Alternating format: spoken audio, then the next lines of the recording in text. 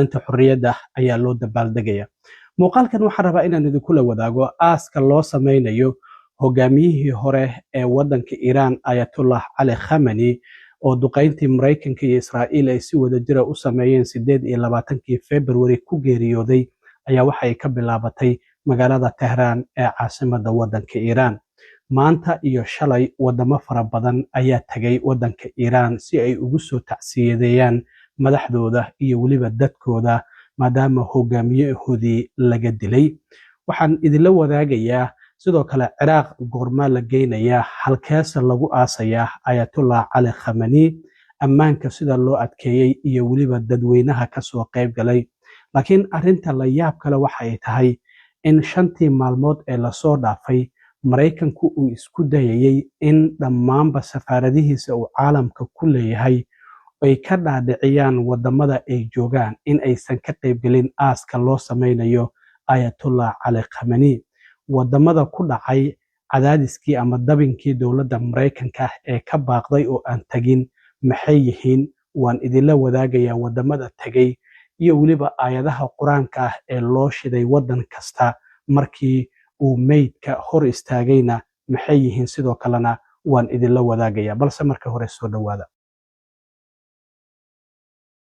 magaalada Tehran ee caasimadda waddanka Iiraan waxaa ka bilowday aaska hogaamiyihii hore ee Iiraan Ayatollah Ali Khamenei, kaasi oo Mareykanka iyo Israa'iil duqeyn ay ku dileen 28 bishii February ee sanadkan, maalintii ugu horeysay ee dagaalka Mareykanka, Israa'iil iyo Iiraan u dhaxeeya uu bilowday. waxaa tacsidan ay ka bilaabatay masjidka la yiraahdo Imam Khomeini oo ku yaala magaalada Tehran.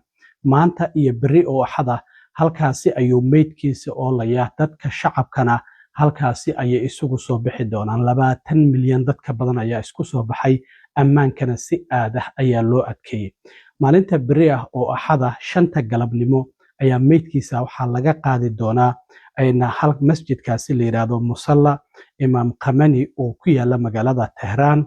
waxaana sidoo kale weheliya xaaskiisii, gabar uu sodog u yahay, wiil uu sodog u yahay iyo gabar uu awoowo u yahay oo aad u da'yarayd weliba oo dhowr sano lagu qiyaasay markii duqeyntaasi dadkii lagu dilayna ka mid ahayd. marka waxaa maalinta beri gelinka dambe marka meydkiisa la qaado la geyn doonaa magaalo diimeedka la yiraahdo Qum, taasi oo dadka Shiicada ah ay u xajiyaan halkaasi oo maalinta Talaadada ah laga soo qaadi doono, waxaana la geyn doonaa magaalooyinka iyaguna barakaysan oo ku yaala Ciraaq ee Karbala iyo weliba Najaf. arrintaasina waxaa codsaday ayaa la leeyahay in dalka Ciraaq la geeyo hogaamiyaasha diimaha ee Shiicada ee waddankaasi Ciraaq, siyaasiyiinta iyo weliba dadka shacabka ah. markaasi kadibna maalinta Khamiista ayaa waxaa lagu aasi doonaa magaalada Mashhad, halkaasi oo aaskiisa lagu soo gabagabayn doono. marka sidaasi ayay u dhici doontaa maalmaha soo socda aaska hogaamiyihii hore ee waddankaasi Iiraan Ayatollah Ali Khamenei. wiilkiisa Mujtaba Khamenei lama arkin, mana ka soo qayb gelin ilaa iyo markii duqeynta oo aabihii lagu dilay uu ku dhaawacmay. xitaa mas'uuliyiinta Iiraan ee arki kara waa ay xadidan yihiin, ma uusan ka soo qayb gelin aaskan aabihii iyo weliba qoyskiisa xubno ka tirsan loo sameynayay sababo la xiriira ammaanka, maadaama Mareykanka iyo weliba Israa'iil ay yiraahdeen ay u hanjabeen in ay dilayaan. madaxweyne Trump waxa uu yiri 7 ayaan siinay Iiraan si ay u aastaan hogaamiyahooda. marka aaska sidaasi ayuu ku dhici doonaa, waxaana halku dhig looga dhigay we must rise, waa inaan madaxeena kor u qaadnaa oo aan kor u soo kacnaa ayaa tacsidan halku dhig looga dhigay. marka shalay iyo maanta ayaa wadamo kala duwan oo caalamka ah wafuud kala duwan waxa ay u dirayeen waddankaasi Iiraan si ay tacsidaasi ay uga qayb qaataan. waxaa la leeyahay ilaa iyo 100 waddan ka badan ayaa tagtay. marka wadamada ugu waaweyn oo madaxda u dirtay waxaa ka mid ah waddanka Pakistan oo Mareykanka iyo Iiraan dhexdhexaadinaya. sidaan ognahay heshiiskii isfahamka ah ee bishii hore 17 la saxeexayna mas-uulka ahaa ra'iisul wasaarahooda Shahbaz Sharif ayaa uga qayb galay. ruushka waxa uga qayb galay madaxa golaha amniga ninka la yiraahdo Dmitry Medvedev, isla markaana mar madaxweyne soo noqday haddana ra'iisul wasaare ah. Turkiga madaxweyne ku-xigeenka ayaa uga qayb galay. Afghanistan wasiirka arrimaha dibadda ayay direen. Ciraaqna sidoo kale waxa ay direen madaxweynahooda Nizar Amidi ninka la yiraahdo. Wadamo fara badan marka ayaa wafuud kala duwan dirtay. Wadamadaasi waxay kala yihiin Sacuudi Carabiya, Qatar, Cumaan, Shiinaha, India, Cuba, Serbia, Xisbullah iyo sidoo kalena Xuutiyiintana wafuud kala duwan ayay direen. Marka wafdi kasta marka uu meydka hor istaago waxaa loo shidayay aayad quraan ah oo ka turjumaysa sida wadankaasi uu Iiraan ula dhaqmay. Markii ay dagaalka ku jireen cadowga ayuu gacan siinayay mise Iiraan ayuu gacan siinayay. Marka sidaas darteed aayado kala duwan oo quraan ah oo macno kala duwan leh ayaa loo shidayay wafdi kasta marka ay meydka ay hor istaagaan. Laakiin arrinta la yaab kale waxay tahay in Maraykanka uu geed dheer iyo geed gaaban uu u fulay in wadamada caalamka uu ka dhaadhiciyo in aysan Iiraan tagin isla markaana tacsida Ayatollah Cali Khamenei aysan ka qaybgelin. Waxaa la leeyahay dowladda Maraykanku 5 maalmood ee lasoo dhaafay laga bilaabo 26 bishii hore ee June waxa ay ka dhaadhicinaysay wadamada caalamka in aysan madax u dirin ama wafuud u dirin oo aysan tacsidaasi ka qaybgelin.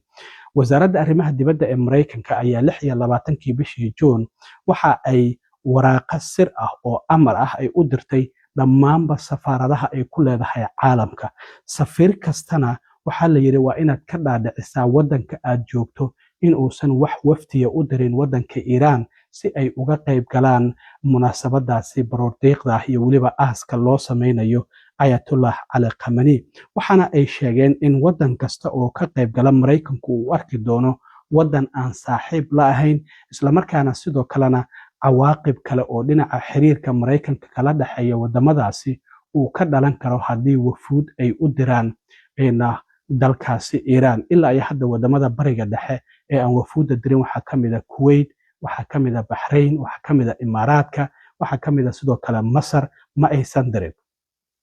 Marka waxaa muuqanaysa marka in Maraykanku uu isku dayay in wadamada caalamka muddo 5 maalmood ah uu ka dhaadhiciyo in aysan wax wafuud ah u dirin dalkaasi Iiraan. Wasiirka arrimaha dibadda ayaana waraaqdaasi waxa uu u diray dhammaanba safaaradaha Maraykanku uu ku leeyahay caalamka. Safiir kastana waxaa la yiri wax kasta oo awooddaada isticmaal si wadanka aad joogto aad uga dhaadhiciso inuusan wax waftiya u dirin wadanka Iiraan. Marco Rubio waxaa la leeyahay waxa uu si gaar ah ula xiriiray 5 wadan oo Carbeed waxauna u sheegay in aysan wax waftiya u dirin wadankaasi Iiraan. Marka waxay noqon kartaa Masar oo kale, Imaaraadka, Bahrain iyo sidoo kale Kuwait waxay ka mid yihiin wadamada hadda aan dirin. Marka 5taasi wadan waxaa ka mid noqon kara wadamadaasi aan hadda idin sheegay. Sidoo kalena safiirada wadamada Afrikaanka jooga iyagu waaba sii tallaabsadeenba. Safiirada Maraykanka uu jooga wadamada qaaradda Afrika waxa iyaguna ay ugu hanjabeen in gargaarada horumarinta ee Maraykanku uu siiyo wadamadaasi laga jaran doono haddii wax wafdi ah ay u diraan wadanka Iiraan. Laakiin Iiraan waxay tiri inkastoo Maraykanku uu isku dayay hanjabaadahaasi isla markaana wadamada safaaradaha uu ku leeyahay caalamka inuu ka dhaadhiciyo in aysan wafuud soo dirin, labadii maalmood oo la soo dhaafay 100 wadan ka badan ayaa timid. Laakiin waxaa jirta 13 wadan oo cadaadiska Maraykanku uu seeray u hoggaansamay isla markaana dib ula laabtay ka qaybgalkoodii in Iiraan ay tagaan tacsidaasina ay ka qayb galaan. Waxa dowladda Iiraan ay ku sheegtay in 3 ka mid ah wadamadaasi ay ka soo jeedaan wadamada bariga Yurub. 3 wadan oo ka mid ah wadamada bariga Yurub. Waxaa sidoo kale ku jirta 5 wadan oo Afrikaan ah laakiin wadamada magacyadooda lama sheegin. Waxaa ku jirta sidoo kale 2 wadan oo Carab ah gaar ahaan kuwa Persian Gulfka ku yaala marka Bahrain oo kale iyo Kuwait oo kale ayay noqon karaan. Waxaa sidoo kale jirta in ay jiraan ilaa iyo 2 wadan oo iyaguna ku yaala bariga Asia in ay ka mid yihiin wadamada cadaadiskii Maraykanka u hoggaansamay oo aan wax wafuud ah u dirin wadankaasi Iiraan. Laakiin dowladda Iiraan waxay tiri wadamadaasi marka ay dib ula laabteen invitationkii loo diray inay ka soo qayb galaan aaska Ayatollah Cali Khamenei, raaligelin iyo marmarsiyo ayay waxa ay noo soo marsiiyeen wadamo kale amaba diblomaasiyiinta u fadhisa Geneva iyo New York ayay raaligelin noo soo mariyeen oo waxay yiraahdeen wadamahoo naga raali noqda cadaadis xoogan ayaa Maraykanku uu na soo saaray sidaas darteed kama soo qayb gali karno. Marka sida muuqata Iiraan horta waa ay ku guuleysatay arrintan oo wadamo fara badan oo India iyo waliba Shiinaha iyo ruushka ay ka mid yihiin oo wadamo quwad nuclear sida Pakistan oo kale ayaa tegay oo ka qayb galay. Wadamo fara badanna wafuud kala duwan ayay u direen. Laakiin sida muuqata Maraykanku waxa uu isku dayay in wadamadaasi oo idil uu ka hor istaago in ay wax wafuuda u diraan. Maxaa yeelay ninka ay dileen waa hogaamiye diimeed sare, isla markaana waxa muuqanaysa in wadamadan aysan raalli ka ahayn dilka Maraykanka iyo Israa'iil ay geysteen. Sidaas ayay u muuqataa. Maraykankuna waraaqahan markuu safaaradihiisa u diray wuxuu yiri wadan kasta oo ka qayb gala waxaan u arkaynaa wadan aan saaxiib la ahayn Maraykanka, isla markaana waxa ka dhalan kara haddii uu ka qayb galo cawaaqib dhinaca xiriirka wadankaasi nagala dhexeeya.